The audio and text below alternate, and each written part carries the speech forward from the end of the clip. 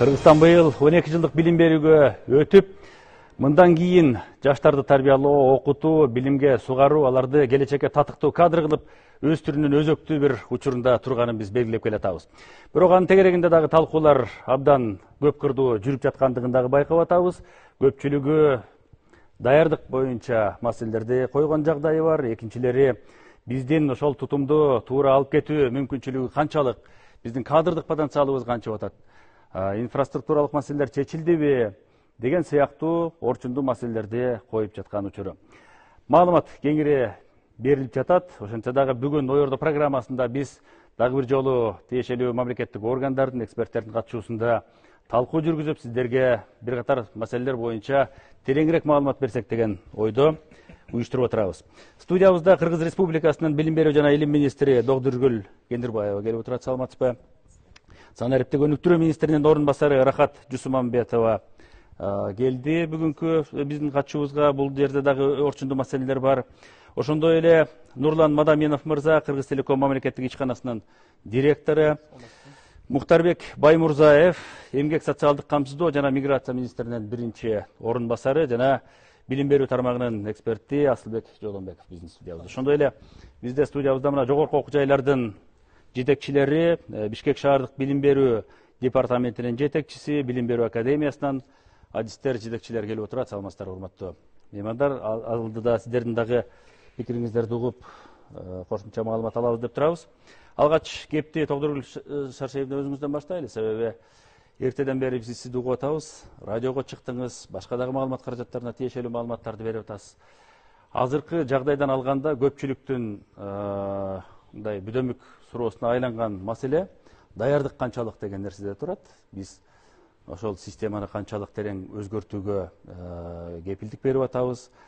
Ортодогу жогорку кеңештеги талкуулар, андан кийинки өкмөттүк деңгээлге, президенттик деңгээлге чыккан маселенин каралышы, этаптык өтүү деген принцип жөнүндө кеп болду. Мына ушулар эмнени түшүндүрүп турат? Кеп сизде. Дагы бир жолу саламатсыздарбы? Билим берүү системасына туура быйыл 100 жыл болду. 100 жылдан бир аз өттүк. Дал ошол 100 жылдан кийин дагы билим берүү системасын жаңы мазмундук моделин өзгөртүүнүн алдында турабыз. Буга түрткү болгон себептерди баарыбыз билебиз. Бул биздин мектеп билим берүү системасын, жалпы билим берүү системасындагы сапаттык абалыбыз. Мына ошону алга жылдыруу боюнча азыр Алтын казык билим берүү системасын трансформациялоо программасы кабыл алынган. Ошонун багыты 12 жылдык билим берүү моделине өтүү болуп эсептелинет. Буга кандай негиздөө бар? Эмне үчүн өтүп атабыз? Биз айттык. Даярдык бүгүнкү күндө 50%тен өтүп калды. Бул даярдык боюнча эң алгач ушул 8 ай мурда президенттин алдына алып чыкканбыз. Анткени бул иштин баарын алга жылдыруу боюнча Кыргыз Республикасынын адам капиталын сапаттуу өнүктүрүү боюнча президенттин тапшырмасы билим берүү сапатын көтөрүү, жаңы мүмкүнчүлүктөрдү издөө. Андан кийин муну жогорку кеңеште алып чыгып презентация жасадык. Кандай жол, кандай кооптуу мүмкүн проблемалар бар. Коллегияда көтөрүп чыктык. Өкмөттүн министрлер кабинетинде презентация кылдык жана өкмөттүн 12 жылдык билим берүүгө өтүү боюнча концепция кабыл алынды. Укуктук нормативдик актылар. Андан тышкары толугу менен министрликтер аркылуу макулдашуудан өтүп, каржы министрлиги баарынан өтүп, толугу менен ишке кирүүнүн алдында турабыз. Билим берүүнүн бул 12 жылдык модели эки нерсени көздөбөйт. Биринчи, ал жаш курагын өзгөртпөйт баланы. Азыр окуу процессине аралашууда. Окуу процессине аралашууда көпчүлүгү коркот, менин балам 18-19 жашында бүтөт деп. Андай эмес. Экинчиден, инфраструктуралык өзгөртүүнү каалабайт, кызыкчылыкты көздөбөйт. Бул жерде мазмундук өзгөрүүнү, эмне үчүн мазмундук өзгөртүүнү биз биринчи артыкчылыктуу багыт кылып койдук. Сиздер билесиздер, Кыргызстан ири экономикалык өз ара кызматташтык өлкөлөрдүн катарында.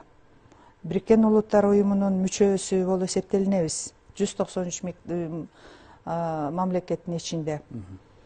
ошол өз ара экономикалык кызматташтык өлкөлөрүндө эмгек рыногунда Кыргыз Республикасынын 15 жаштагы балдар эмгек рыногуна жарайбы деген өтө терең изилдөөдө 2005-2009 жылы жарабайт деди. Окуу жана түшүнүү көндүмдөрү жок катышкан өлкөлөр биринчи катышуусунда 56, экинчисинде 69-67 эң акыркы орунду алды. Мына ошондон баштап билим берүүнүн мазмунун өзгөртүү боюнча кардиналдуу чечим кабыл алыш үчүн ушул иштер башталып келген. Былтыр ковидтин алдында улуттук окуучулардын билим деңгээлин аныктоо боюнча улуттук билим берүү жетишкендиктерин баалоо, талдоо жүргөн. 23 жылы жыйынтыгы чыкты. Дээрлик 64% баланын математика боюнча функционалдык сабаттуулугу жок.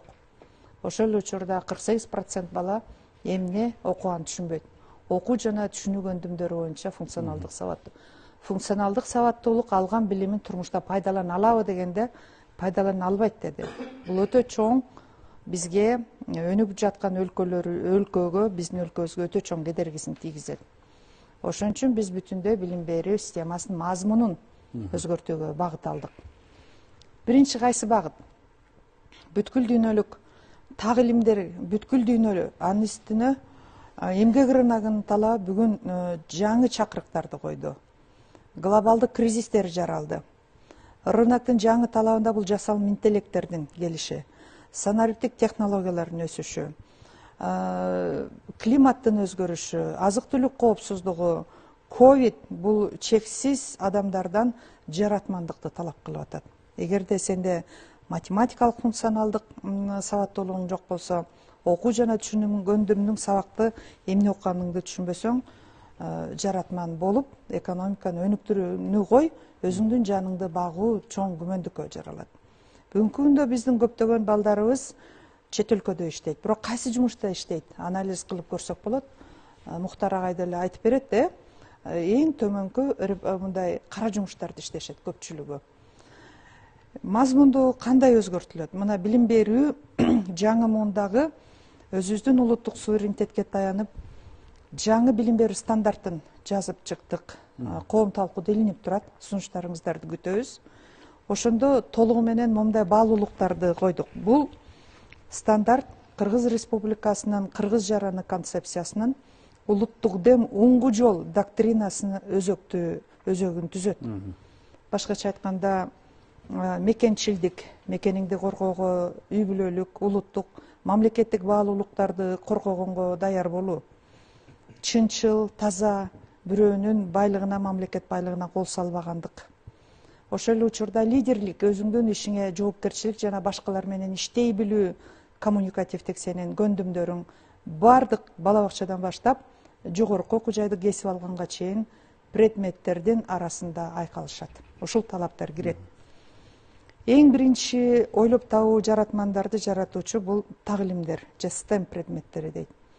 Бүгүнкү күндө Кыргыз Республикасы өзүбүз дүйнөдөгү өнүккөн өлкөлөрдүн тажрыйбасын иликтөө менен Маршал Кавендиш же Сингапур дүйнөдө туруктуу, ийгиликтүү билим берүү сапаты, экономикалык өнүгүшүдө туруктуу өлкө. Ошолордун тажрыйбасын карап көрүп, биз тагылимдер китебин дүйнөлүк бирдей стандартка жеткириш үчүн 46 китептин лицензиялык укугун алдык. Бүгүнкү күндө абдан көп топ адистер кыргыз тилине которуп, анын методикалык дал келишин, улуттук билим берүү системасына дал келишин адаптациялоо процессин жүрүп атат. Ошондо сентябрга чейин ушул дүйнөлүк деңгээлдеги китептерди мурун эгерде жеке менчик мектептерди ата-энелер өздөрү сатып алса, азыр биздин мектептерге бекер жеткирилет. Бекер эмес, символикалык түрдө аренда оплатасы бар, арендалык төлөмдөрү. Бирок 50% бала арендадан бошотулган. Ошол эле учурда удаалаш мугалимдерди даярдоо иштери жүрүп жатат. Кайра даярдоо? Методикалык квалификациясын жогорулатуу боюнча. Биз алган жаңы муундагы жаратман китебибиз жалаң эле жаттоого багытталган эмес. Ой жүгүртүүгө, талдоого жана чечим кабыл алууга. Ошол эле учурда бул китептерде эң маанилүү маалыматты бала өз алдынча пайдалана алгандай, мугалимге чоң жеңилдиктер менен берилген. Анын үстүнө 70-75% биздин буга чейинки билим берүү стандартындагы предметтик талаптар менен дал келет. Калган 25-20%-терин мына азыр онлайн, офлайн, гибриддик форматта биз окутуп жатабыз. Ал ушул жерден бир токтой туралы пикирлер топтолсун, дагы толуктап кеткенге шарт болот деп ойлойм. Асылбек мырза, кеп сизге берейин деп атам. Сиз дагы ушул 12 жылдык билим берүүнү жактап, бизге жаңы билим берүүнүн стандарттары кириш керек, жаңыча окуталы дегенди көптөн бери көтөрүп жүрөсүз да. Бирок биздин коомчулук эмнени бүгүн кабыл алышы керек, эмнеге даяр эместигибиз көрүнүп атат деген маселеге дагы анализ барбы? Мен негизи колдойм ошо 12 жылдык билим берүүгө. Бирок бүгүнкү күндө эл менен аралашып жүргөндөгү эң чоң кооптонуу бул баягы мындай коркуу болуп атат да. Азыр өзүңүздөр билесиздер, өзгөчө бүгүн дагы сөз болду. Башталгыч класстарда мындай чыңалуу жаратат депчи. Бирок чындыгын айтканда башталгыч класста чоң чыңалуу жаралбайт. Башталгыч класстын мугалимдери көптөгөн мындай тренингтерден өтүштү да, мындай мыкты мугалимдер көп. Эң чоң чыңалууну жараткан бул жогорку класстарда. Себеп дегенде жашабызбы, айтабызбы, айтпайбызбы, бул чындык. Жана мектептерде бирүүнү үстөмдүк бар, рекет деген маселе бар. Өзгөчө жогорку класстарда азыр доктор Шашаян айтып кетти, сапат маселеси аябай маселе. Ошондуктан баягы азыр ата энелердин чочулугу ушунда. Биз биз балдарыбызды эптеп 8-9 класстагы окуган балдарыбызды мектепке жибере албай атсак, эптеп чыдап атсак, анан дагы 12 жылга деп ушул негизги коркуу ата энелердин мындай тобокелчиликтери же болбосо ата эненин корккону ушул да. Демек азыркы күндө демек сапат маселеси менен бүгүнкү күндө иштеш керек экен да. Ушул сапат маселеси ата энелерди кооптондурган ушул да. Эгерде баланын жанагындай мектепке баруусун камсыз албай атсак, абдан чыңалуу жаратып атса, тем более узарып кетеби дейт да. Менин оюмча ушул тобокелчиликтин үстүнөн көбүрөөк иштеш керек да бүгүнкү. Бул жерде эки талаштуу жагдай болуп атпайбы? Мында доктор Шаршеевна белгилеп кеткендей, жеңил азыркы жагдайга мүмкүнчүлүктү кеңейткен, бала баягы биз азыркы стандартта жаттап кел, окуп кел, бир сөзүн калтырбай үтүр точкасына чейин айтып бер деген сыяктуу эмес, ой жүгүртүүсүн күчөтөлү. Бул баланын өзүн өзү өстүргөнгө, өзүн өзү тааныганга, тегерегин тааныганга, дүйнөдөгү билим берүү каякка бараткандыгын, билим эмне экендигин өзүн тааныганга дагы мүмкүнчүлүк кеңейсин деп атпайбы? Ошол нерсе сиз айтып аткан маселелер чечеби баягы окууга, билимге кызыгуу? Чечиши мүмкүн. Эмне себептен чечет? Себеп дегенде азыр байкап атасыздар, мындай чөйрөдө өзүбүздүн балдардан деле байкасак болот да. Өзгөчө 8-9 класска келгенде балдар баягы биз 10 класска келип алып да каяка барабызды билчү эмеспиз да. Биздин доордо ошондой бир мезгилде басып өттүк да, көбүрөөк мындай авторитардык мезгилде. Азыркы балдар алар өзүнүн укугун билишет. Алар эң негизги нерсеси өзүнүн ким экенин билишет. Алардын ресурстары аябай көп да. 9 класста окуган бала, мисалы үчүн азыркы билим берүүнүн ошол трансформациянын эң жакшы жагы, эгерде бала 9 класска келип калганда улантам же улантпайм дегенди өзү чече алыш керек да. Бул мамлекетке жеңилдик болот. Эмне себептен? Себеп дегенде ошол 9 классты бүткөндөн кийин баягы бул мамлекеттин милдети да, кандай бир конституция боюнча ар бир бала 9 класска чейин окуш керек. Демек ошондо бала кесиптик жанагындай өзүнүн адистик лицейлерге кетеби, колледждерге кетеби чечип, 10-чу, 11-чи, 12-чи класстарда именно жанагындай дүйнөлүк масштабта терең билим алам деген окуш керек. Мисалы үчүн бүгүнкү күндө биз жанагы жогорку адистиктерге даяр. Албетте, ушул негизги нерсе ошол да. Себеп дегенде эгерде балада мектепте сапатты арттыра алса, бала 9 класска чейин болжолдуу түрдө 100% болбосо дагы көпчүлүк балдар өзүнүн багытын аныктап калыш керек да. Бул ата энеге дагы, мугалимге дагы, анан кийин балага да жеңилдик болот да.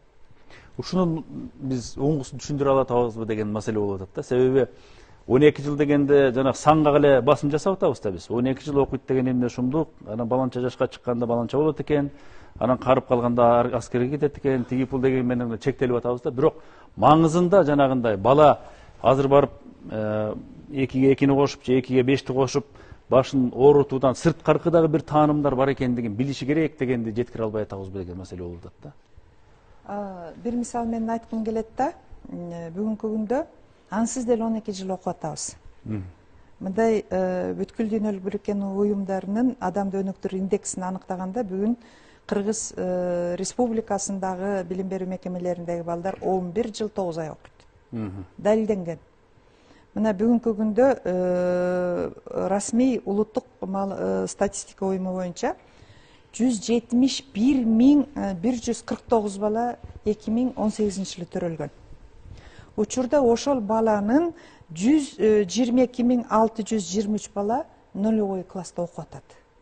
Анын ичинен наристе программасы деп коет, мындай 480 сааттык. Анын ичинен мектептерде 78.332 бала окуп атат. Ал эми мектепке чейинки билим берүү уюмдарында, бала бакчаларда 39.359, жеке менчик бала бакчаларда 2.610, мектептен тышкаркы билим берүү уюмдарында балдар чыгармачылык борбору деп коет. Бул Балажан сыяктуу жана ошондой эле аймактык балдар чыгармачылык борборунда 2367 бала окуп атат. Жалпы нулевой класстык мектепке даярдоо билим берүү системасына тартылбай калган балдар 831 түзөт. Булар үчүн кыска мөөнөттөгү мына август айында даярдоо курстарын уюштурабыз. Ошол эле учурда мына 1-класста дээрлик 50.000 бала 5,5-6 жашта бүгүнкү күндө окуп атат. Бүгүнкү күндө расмий 1-класста окуп атат. Биз баланын санын жогорулатпайбыз. Ошондо жаңы стандарттын өлчөмү менен алганда 1-класстын нулевой класс 1-класс жүгүн азыр өтүп атат. Өтүп атат. Себеби 3 жыл бою балага баа коюлбайт. Формативдик же болбосо калыптандыруучу баалоо деп коет. Анан коом менен аралашуу көндүмдөрү калыптанат. Сөз байлыгы, экинчи жагынан жана сиз айтып аткан баягы кыска мөөнөттө окуудан же башка бир жерден баягы мектепке даярдык курсунан өтүп аткан балдардын баардыгын бирдей билим менен мектепке алуу деген маселе турат. Албетте. Анан экинчиден биз мына дээрлик бала бакчага тартылган балдардын санын 44,3%ке жеткирдик. 98% бала бүгүн нулевой класстан өтүп атат. Анан биз деген 1-класста дагы айрым материалдар кайталанып атпайбы? Азыр мугалим билим берүүнүн булагы монополист болбой калган. Анткени эмне деген телевизор, окуу китептери, гаджеттерден бүтүндөй бала бизден кыйын азыр. Анан биз 3 жыл бою эле аны чектеп атабыз, ал бала жадатма билимге да кетип атат. Кесипке багыт берүү боюнча биз 6-7 класстан баштап тереңдетип кесипке багыт бере баштайбыз. Биздики бүгүнкү күндө кайсы кесипке тапшырасың десе, ортонун жыйынтыгын билгенден кийин дейт. Бирок ал кеч. Асылбек мырзанын айтканына толугу менен кошулам. Биздин максат 100% анын ошол 12 жылдыкты бүтүрүп, андан ары жогорку окуу жайга тапшыр деген установка жок. Каалаган балдар жумушчу кесибин алсын. А жерде кесиптик техникалык окуу жайлар бар, колледждер бар. Кетет тереңдетип окуйм, илимге жана жогорку окуу жайга кетем дегендер абдан тереңдетип окутулат. Бул дүйнөлүк практика.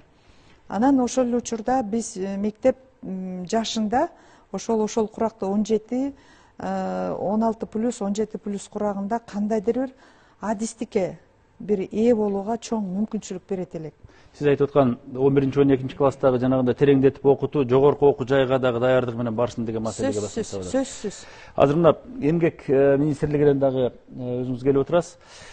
Жогоруда белгилеп кетпедиби министр айым, ушул жаңыча билим, жаңыча тааным, дүйнөдөгү өзгөрүүлөргө шайкеш келген адистер базарда талап кылынып атат деп. Чынында эле бизде жанагынтип учурунда ошол эмгек рыногуна ылайык билим ала албай калган, өзүн даярдай албай калган жарандарыбыздын көпчүлүгү Европага барабы, Россияга барабы, акча кайсыл жерде төлөсө ошол жерде иштегенге дагы макул болуп калып атат да. Мындай изилдөөлөрдөн эмнени бүгүн белгилөөгө болот? Азыр мисалы Кыргызстан экономикалык өнүгүүнүн жаңы этабын башташ керек деп, инвестициялык жанагындай саясатты өзгөчө күчөтүп, ошол дүйнөлүк масштабтагы мисалы Турциядан, Казакстандан, өнүккөн мамлекеттерден жаңы өндүрүштөрдү, жаңы компанияларды, жаңы финансылык жанагындай кызматташуулардын булагын алып келебиз, тартып келебиз деп турган учурда бизге азыркыдай мына 12 жылдык билим берүүнүн өзгөчөлүгүн биз керек болочоктогу эмгек рыногу үчүн маанисин эмнеден көрүшүбүз керек деген маселеде.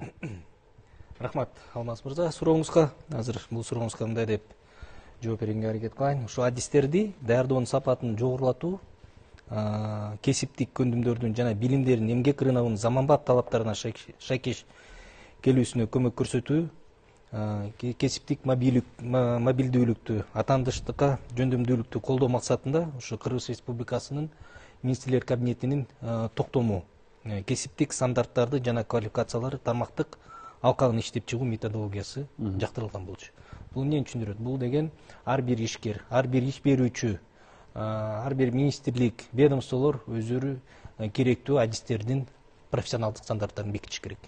Ошол стандарттарга жараша биздин окуу жайлар ошол адистерди даярдаш керек. Ошо заманга жараша ошо адистердин стандарттары бекилгенде гана ошо сиз айткан жанагы биздеги жаңы предприятиялар ачылып атат, инвестициялар келип атат.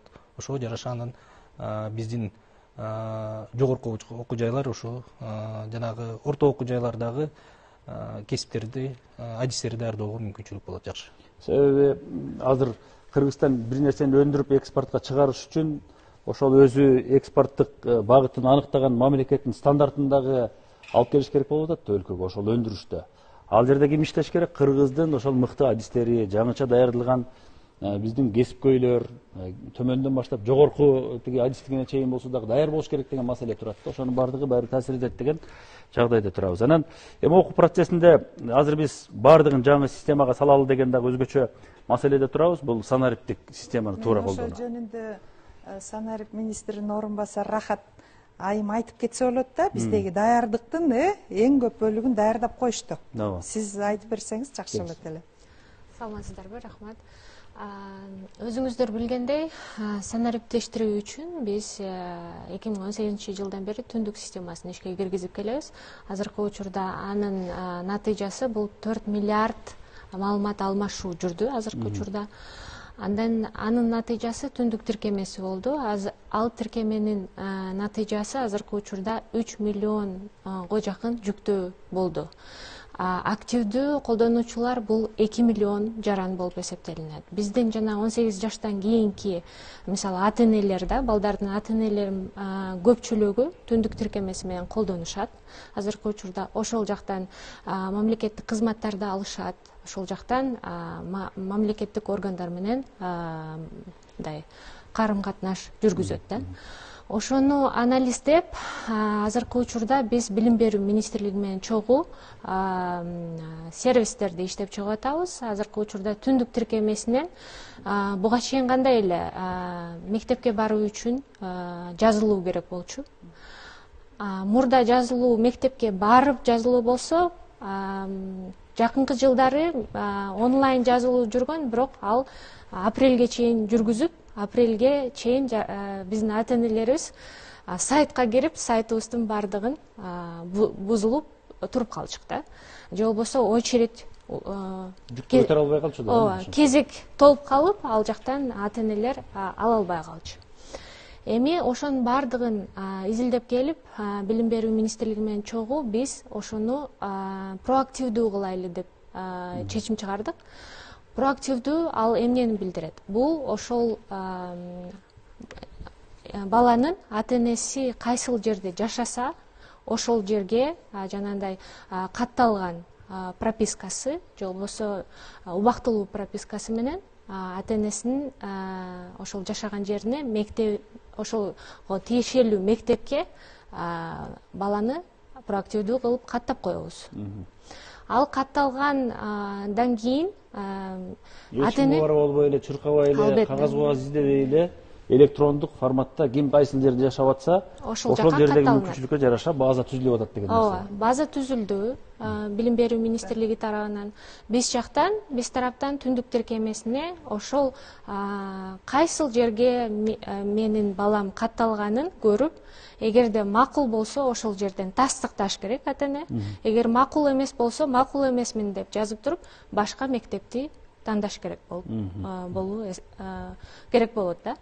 Аны биз азыркы учурда июнга чейин ата-энелерге убакыт берип атабыз. Азыркы учурда биз ошол апрелге чейин аны ишке киргизебиз түндүк тиркемесине.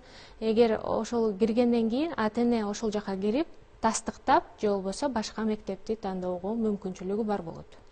Ошондон кийин жанагы 0 класс, 1 класска өтөт деп атпайбы?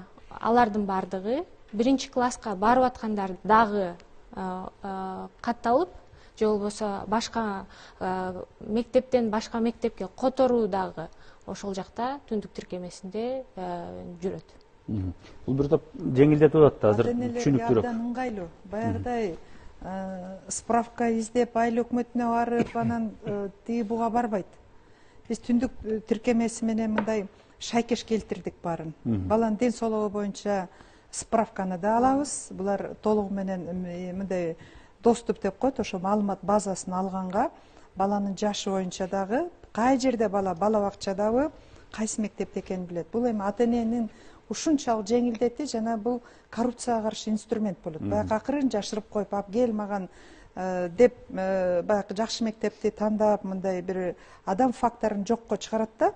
Мына ушул жерде бүгүнкү күндө ата-эне билбейт. Бирок ушул 2019-жылы төрөлгөн балдар мектепке бөлүнүп турат толугу менен. Ошол кнопканы басарда ата-энеси так билиш керек. Мен баш тартам, ушул мектепти тандайм деп. Эгерде башка региондогу мектепти тандаса, ал мектепке экинчи иреттеги мындай запас болуп турат. Башкача айтканда алар экинчи этап менен кирет. Ал кээ бирөө мындай мыкты мектепти тандайм дейт, азыр айтат өзүнүн жашаган жери боюнча багалага багытталган саясат деген ошо да. Ата-эненин баягы мен жакшы мектепке берем, анан тиге буга деген эмес. Ошо бала кыйналбай өзү жашаган ата-эненин туруктуу пропискасы болгон жерде. Бирок ошол чөлкөмдөн гана мектеп тандай алат. Райондон районго көчүү мүмкүнчүлүгү илгери деле ошондой болчу, микроучастка болчу. Азыр ошону мына жасалма интеллектти пайдаланды. Азыр бүт баарын баардык балдарды тыпырайтып тизип мектепке, кайсы мектепке барат, уже бекитилип койду. Анан сиз дагы жана акыл-айды айтып кетсеңиз болот. Мугалимдерге кандай сонун жеңилдик болду, Бүгүн ошо айтып берсеңиз, жасалма интеллект менен каалаган сабагын каалагандай мугалимдер өткөнгө чоң жардам түзүлүп жатат. Бул жерде жанагы онлайн байланыш аркылуу өлкөнүн бардык, мисалы Караколдон туруп Оштон, кааласа Баткендеги мугалим менен байланыш түзүлөт, карым катнаш, окуучу дагы ошол байланышка чыга алат деген система эске алындыбы? Сөзсүз мына электрондук күндөлүк иштелип чыкты толугу менен. Ошол электрондук күндөлүк боюнча дагы айта кетсем, экинчи этап менен биз азыр бул сервисти жасап атабыз да. Анан буну ишке ашкандан кийин электрондук күндөлүктү дагы түндүк тиркемесине чыгарып, анан кийин буга чейин биз аттестатты санариптик документ кылып чыгарганбыз. Эми быйыл дипломду дагы санариптик документ кылып чыгарууга аракет кылып жатабыз. Аябай сонун экен, Алмаз мырза. Бул көрдүңүзбү, демек ата-эне билбесе дагы бул автоматтык түрдө демек катталып кала турбайбы уже? Пропискасы менен. Бирок бир тобокелчилик бар да бул жерде. Каалайбызбы, ата-эне баары бир, мисалы үчүн жан конушта жашагандар, жанагы мектептерге бергиси келет да, борбордук мектептерге, дурус деген мектептерге бергиси келет да. Демек аларга чектөө коюлуп калат экен да, эме? Жок, аларга чектөө коюлбайт. Эгер алар мындай бул жакта убактылуу жашап атса, же болбосо башка бирөөнүн үйүндө жашап атса, алар убактылуу катталуу менен кирип, ошол жака баласын каттаса болот. Азыр шаардын билим берүү башкармалыгында отурат. Сизге сөз берем, бирок алдын ала Нурлан мырза менен азыркы кепти толуктап коеюн деп атам. Себеби системанын үзгүлтүксүз иштеши, баардык жерге жеткиликтүүлүгү деген маселе дагы орчунду да биз үчүн. Санариптик билим кетти азыр. Интернет боюнча. Кыргыз Республикасынын 8 жылдын ичинде биз өлкө боюнча 2135 мектепти интернет менен камсыздадык да. Ошол Кыргызстандын баардык аймактарына була оптикалык кабелде өткөргөн интернет менен камсыздандырууга биз бир нече проект менен иштеп жатабыз. Бул санарип түшүм деген инвестициялык долбоор биз үчүн эң маанилүү долбоор ДИКАСКР. Ошол Кыргыз Телеком 2023 жылдан баштап биз чоң мамлекеттик мааниге ээ инфраструктуралык долбоор ДИКАСКР биринчи компонентин ишке ашыруудабыз. Бул үчүн дүйнөлүк банк эмне берет бул бизге?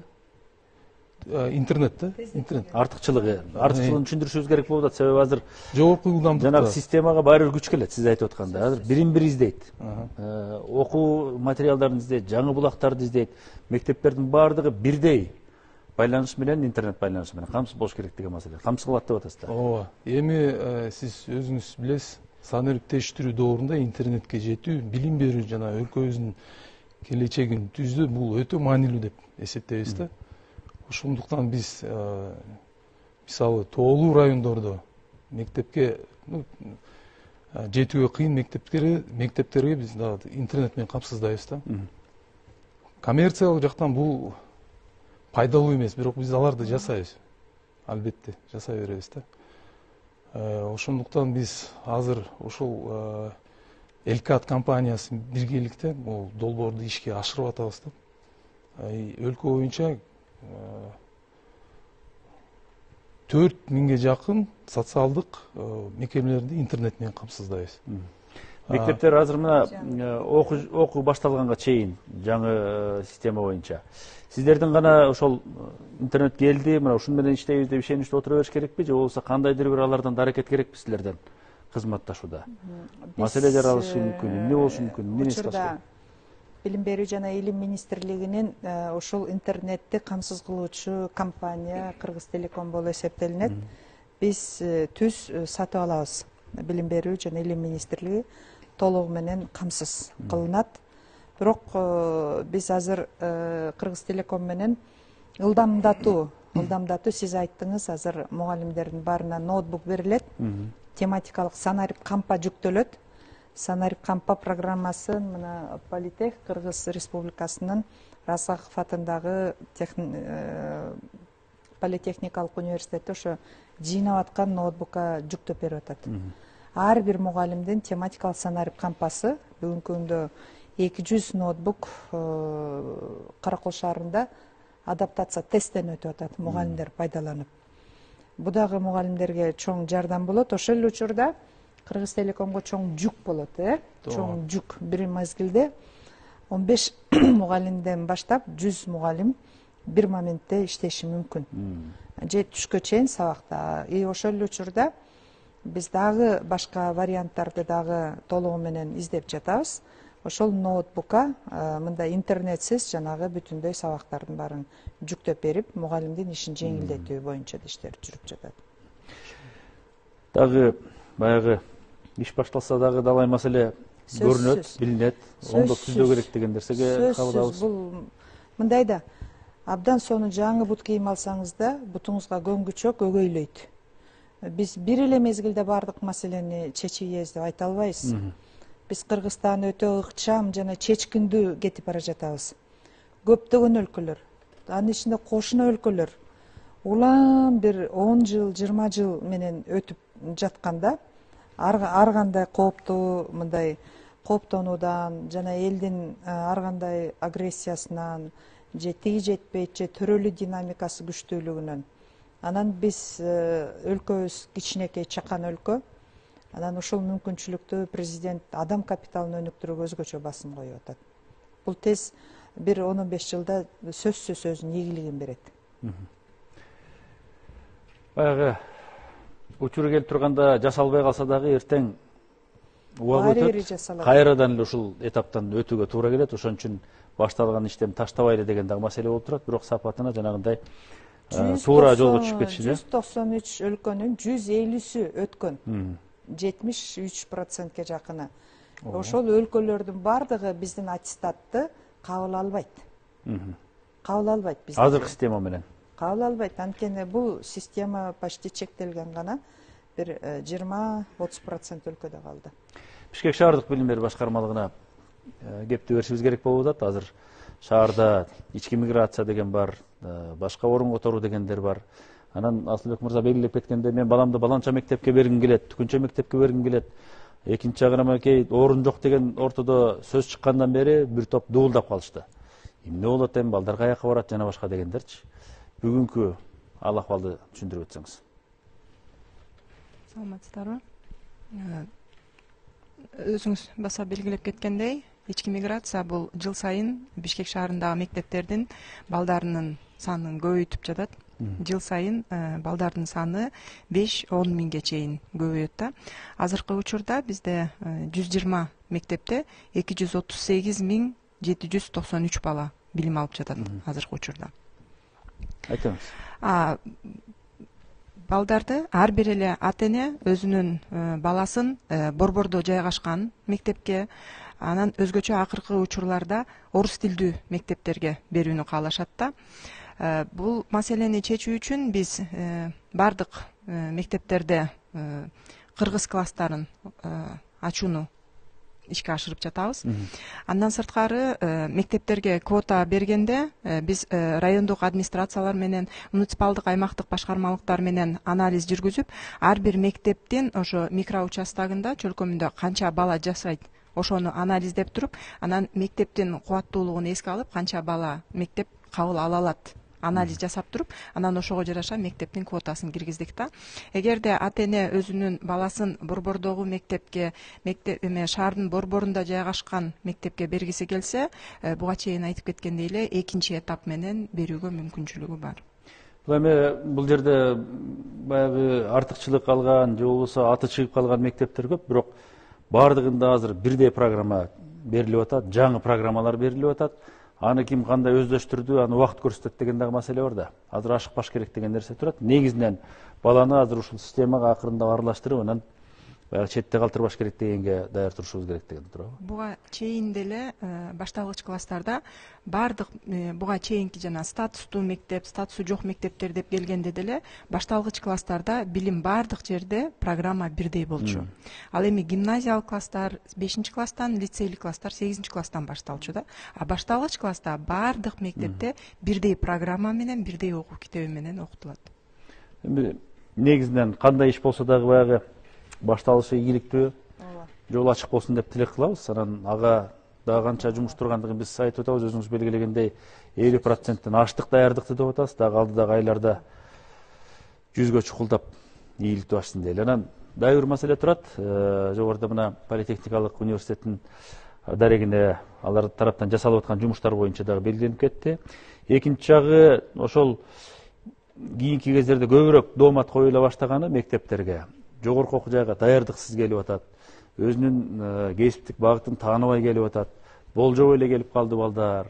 Мектептик база деген такыр эскирип кетти. Биз тетиякка баралы дейбиз, бирок балдарды карап башкача ишке өтүп атабыз, токтоп калып атабыз деген маселелер көп талкууланчу эле да. Сиздерге эмне мүмкүнчүлүк бериши мүмкүн? Чын эле ошол азыркы эмгек рыногуна, эл аралык эмгек базарына чыкканга, эл аралык жанагы билим берүүгө аралаштырып кеткенге, балдарга жолдомо бергенге чын эле негиз боло алабы? Саламатсыздарбы. Негизи 12 жылдык билим берүү системасына өтсөк, вуздарга дагы программасы да өзгөрүшү мүмкүн. Анткени биринчи курста бизде мектептеги кээ бир сабактар кайталанат. Тил жагынан, тарых, география, манастануу ушундай сабактарды да өтөбүз да, госстандарт бар. Ошол сабактардын тизмесин карап чыксак болот. Анан бул жерде статистиканы да келтирсе болот да. Эгерде профориентациядан өтпөгөн бала университетке келип тапшырса, ошол 20-30% балдар биринчи курстан кийин адистикти алмашып атат да бүгүнкү күнү. Же даже бюджетке тапшырганда күндө ошол башка багытка которулуп, же башка окуу жайга которулуп, ошондой статистиканы келтирсек болот. Ошондуктан 12 жылдык билим берүүгө өтсөк, мектептен ошо профориентацияны чогуу жана жумуш берүүчүлөр менен жакшы деңгээлде өткөзсөк, ошондо жана эффективдүүлүк жогорулатат деп ойлойбуз да университеттерде. Андан тышкары ошол мектеп системасы реформадан өтүп, анан лабораториялар химия боюнча жана STEM сабактарга көбүрөөк көңүл бурулса, университеттерге да жакшы болот. Анткени бизде университетке тапшыргандан кийин ошол сабактар бул база катары кетет да. Биз андан ары мисалы жогорку математиканы, механиканы, электротехниканы окутуп баштайбыз. Ошон үчүн бизге абдан база сабактар абдан керектүү да. Жогорку окуу жайда өзгөрүүлөр кайсыл убактан кандай этап менен өтөт? Себеби азыр быйыл, кийинки жылы, балким алдыдагы 2-3 жыл аралыгында окууга тапшыра турган балдар калыптанып калган системада окуп баратышат.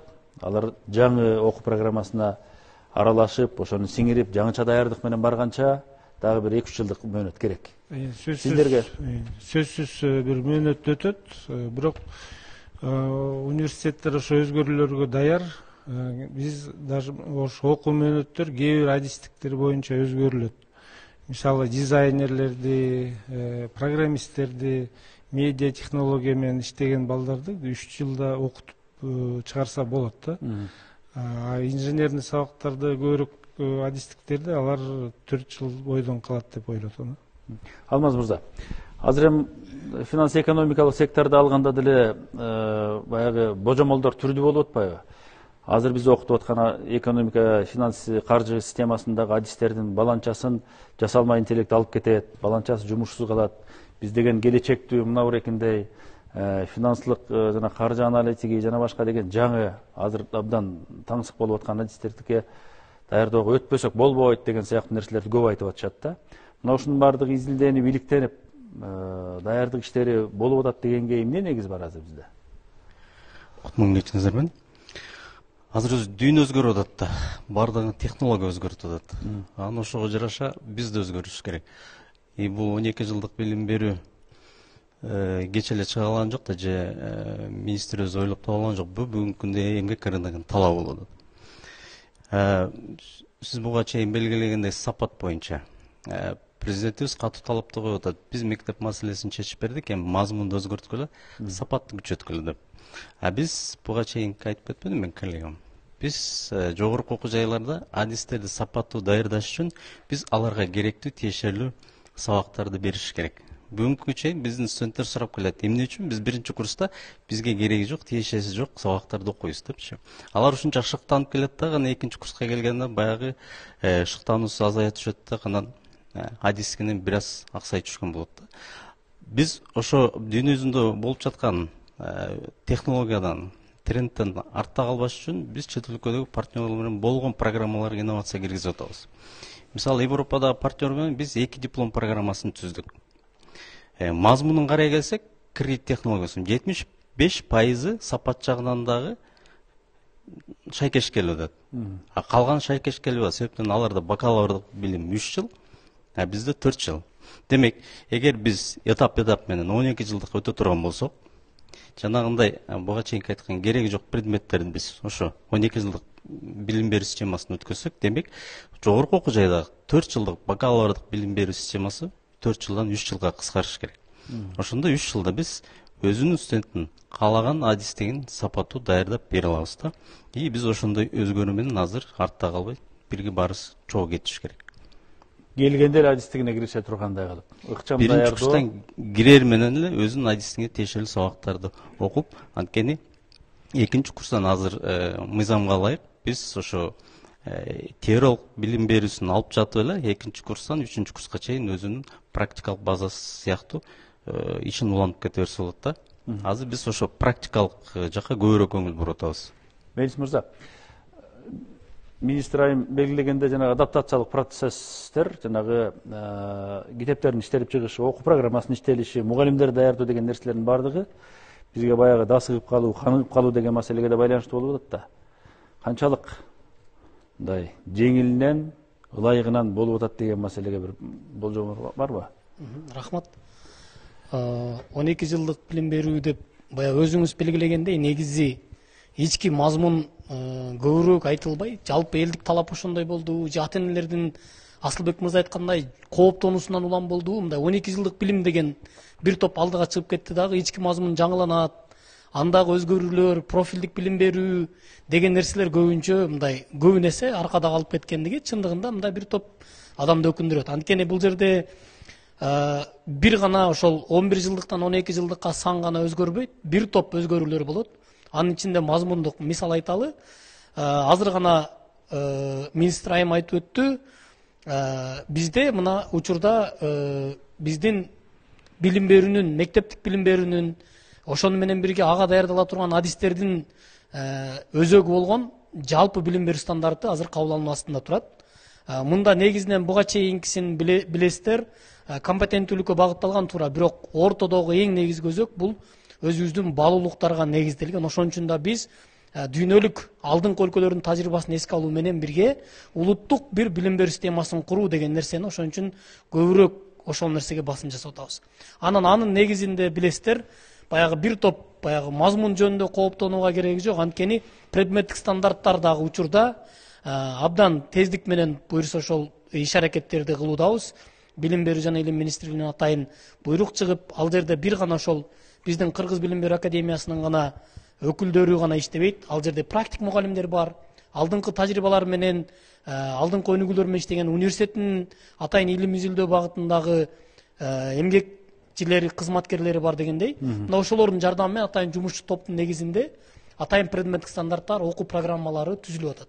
Бул жерде бир топ буюрса, мындай бир бүгүнкү күндө окуучулардан талап кылынган 21 кылымдагы көндүмдөрдү, критикалык синкинг деп атабыз, ошол алдыңкы окуучу маалымат алганда бир топ талдап, анализдеп бир мамиле кыла турган мүмкүн болсунча ушундай нерселерди анын ичинде камтыганга аракет кылтабыз. Анын негизинде билесиздер, буюрса окуу китептери даярдалат. Анын негизинде ошого ылайыктуу буюрса, мына буга чейин республикалык мугалимдердин билим өркүндөтүү институтунун директору да бир топ жерде айткандай, буюрса алдыда каникул мезгилинде ага чейин дагы мына STEM багытындагы 16 000ден ашык мугалим ошол жаңы методикалар боюнча окуп өтүп даяр турат. Мына ошолорду алып кеткенге негизинен мазмундук жактан ушундай өзгөрүүлөр жана даярдыктар бар. Бизде эми азыркы окутууда деле жапырт болуп кетпесе, чоң көрсөткүч болбосо деле бир топ окуучуларыбыздын эл аралык жанагындай сынактарда, олимпиадаларда татыктуу өзүн көрсөткөн учурлар бар. Аларды айрым учурда биз белгилеп атабыз. Баягы өз алдынча изденгендиги, кичине башкачараак мамиленин болгондугу, издене билүүсү, ошол окуу билимге болгон мамилесинин баягы жаңычылдыгы дагы таасир этип атат деп белгилейбиз да. Анан азыркы биздин 12 жылдык деп аты эле ушул да, аты 12 жылдык. Маңыз деген нерсе таптакыр башка категорияны талап кылып атат. Таптакыр нерсени талап кылат. Ушул нерсе дагы биз айтып аткандай баягы жаштардын мүмкүнчүлүгүн чындап эле ачып жол көрсөтөт дегенге негиз бар да. Өзөгү ошондо болуп атат да, туура. Өзөгү биздин балдар сапаттуу билим алганга мындай акысы бар. Биз доор өзгөрткөндө доордун талабына жараша ылайыкташыбыз керек. Биз быйыл дүйнөлүк PISA иликтөөсүнөн өтөбүз. Биздин 15 жаштагы балдар кайрадан эмгек рыногуна жарайбы деп изилдөөдөн өтөбүз. Мен ойлойм, мыкты деле жыйынтыкты бере албайбыз деп. Ковидтин натыйжасында 1,5 миллиард бала ушу билим берүү процессинен өксүдү. Өнүккөн өлкөлөрдүкү да ылдый түштү, орто жана өнүгүп жаткандардыкы андан ылдый түштү. Биз буга чейин мазмундун өзгөртүүнүн үстүнөн иштеген жокпуз, фрагменттарды иштеп келдик. Же бир окуу китебин чыгарабыз, же окутуунун усулун чыгарабыз, же каржылоонун усулун чыгарабыз, же айлыкты жогорулатабыз. Мен бир өзөктүү маселеге кайрылып кетким келет. Биз айтып атабыз, мугалимдерге болгон талапты жогорулатабыз. Анткени биз бүгүн айттык, талкуу болуп атат. Жалпы республикалык тестилөөнүн 130 балл алган балдарды педагогикалык окуу жайга жөнөтөбүз деп. Анткени кадр аныктайт. Мугалим өзүнөн мыкты баланы тарбиялай албайт. Бүгүнкү күндө педагогикалык окуу жайлардын студенттеринин 1-чи курсунун стипендиясы 1000 сом, 2-чи курстук 2000, 3-чү курстук 3, 4-чү курс 4000 сом. Биз алар келбей калат деп коркпошубуз керек. Жалгыз ушул Кыргыз Республикасында туруктуу иш бере турган мекеме бул билим берүү системасы.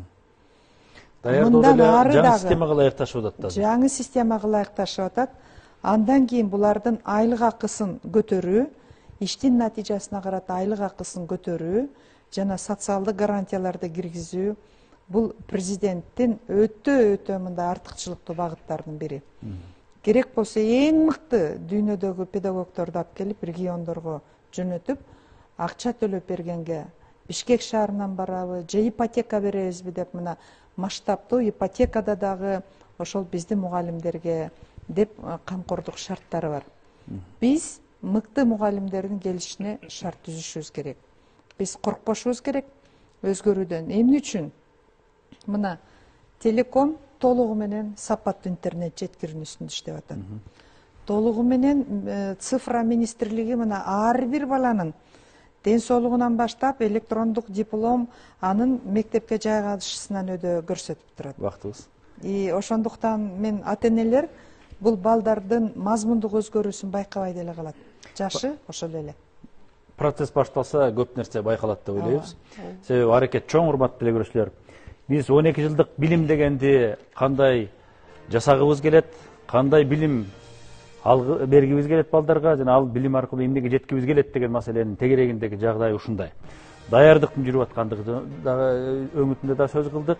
Маңызыбыз эртеңки жасай турган жумушубуз биз күтүп аткан жыйынтык эмнени бериш керек деген суроолордун тегерегиндеги ой жүгүртүү жана максат, ниет, багыт эмне экендигин бүгүн биз айтканга аракет кылдык. Чынында күздө буюрса ушунун алгачкы этабы баштала турган болсо, көп нерсе ачыкталат, анын кем картысы толукталат жана биз жаңы билим берүүгө, жаңы мыкты билимдүү жаштарды тарбиялаганга жана дүйнөлүк эмгек рыногуна Кыргызстандын атынан татыктуу чыга турган жаштарды тарбиялаганга баратабыз деген ишенимде турабыз. Ийгилик болсун.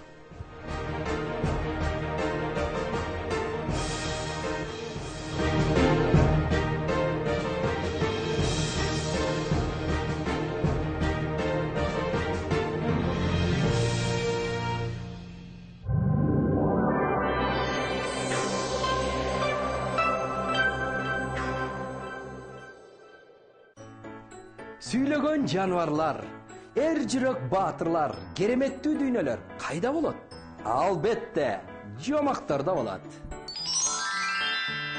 Белгисиз өлкөгө саякат кылгыңар келеби? Сыйкырчылар менен ханзадалар